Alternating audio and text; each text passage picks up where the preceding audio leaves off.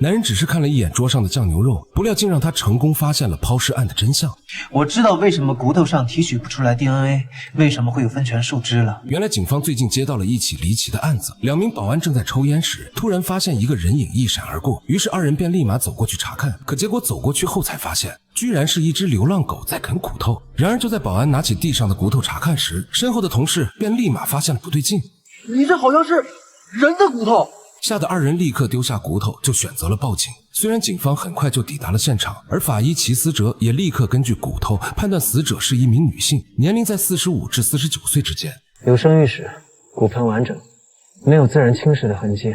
不像是成年尸体。不过想要确认死者的身份，那就必须得回去提取 DNA 了，再做比对。然而让齐思哲怎么都没想到的是，无论他使用什么方法，都始终无法在骨头上提取到 DNA， 而且附着在骨头上的粉末居然是分权树枝。要知道这种粉末是一种极佳的防腐材料，凶手既然是抛尸的话，那为什么又要使用这种防腐材料呢？可还没等齐思哲这边找到应对的办法，警方那边竟又突然接到了多起发现尸骨的报案，而结果也都跟之前发现的骨头一样，根本就验不出 DNA。 虽然通过拼接骨头的方式，他们发现好像是一具完整的尸体，但根据骨头的形状跟大小，齐思哲却发现这里面居然是10个人的骨头组成的。所以就在大家都在为这10个人到底是谁头疼时，不料这天桌上的一碗酱牛肉立刻就给了齐思哲灵感。因为解剖课上的人体器官都是泡在福尔马林中防止腐烂，和酱牛肉十分的相似，所以每次他们上完解剖课，老师都会带着他们吃一盘酱牛肉，只有吃了不吐的人才能算是合格。这让齐思哲立马就想到，尸骨很有可能是医学院的标本，因为骨头只有长期浸泡在福尔马林中，才会导致无法提取到有效的 DNA。 于是警方便立刻对唯一有人体标本的医科大学进行了调查，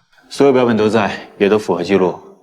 而且最近的归还日期都在1年前。这个结果不禁让刑警队长大失所望，但细心的齐思哲却很快就从一个细节中发现了猫腻，那就是通过标本旁边挪动的灰尘来看，根本就不可能是1年前的痕迹，也就是说近期肯定有人潜入到这里动过人体标本。为了验证自己的猜想，齐思哲当即便将人体标本全部运回了警局。果然经过他们的检测后发现，所有人体标本竟都来自于同一具尸体，只是缺少了头部，所以齐思哲推断，凶手先是将死者杀害分尸，再与标本室的尸块做了替换，紧接着在处理掉标本室的尸块后，将留下的尸骸抛弃在了城市的各个角落。由此可见，凶手对人体结构相当的了解。可是法医们在尸体上根本就没有发现致命伤，只是脚腕处有一些红肿。于是为了搞清楚死者的身份，齐思哲当即便让同事提取死者的 DNA， 并对脚腕处红肿的地方也提取化验。与此同时，警方也通过学校的监控进行了排查，结果让他们在监控中看到了一个熟悉的人影，因为这个叫刘媛媛的女人正是警方一直在寻找的失踪人口，可她根本就不是医学院的学生，怎么会平白无故的出现在医学院呢？然而就在大家结合之前发现刘媛媛购买的东西，都以为刘媛媛就是这个凶手的时候，不料驻队的一句话却立马就打消了大家的疑虑。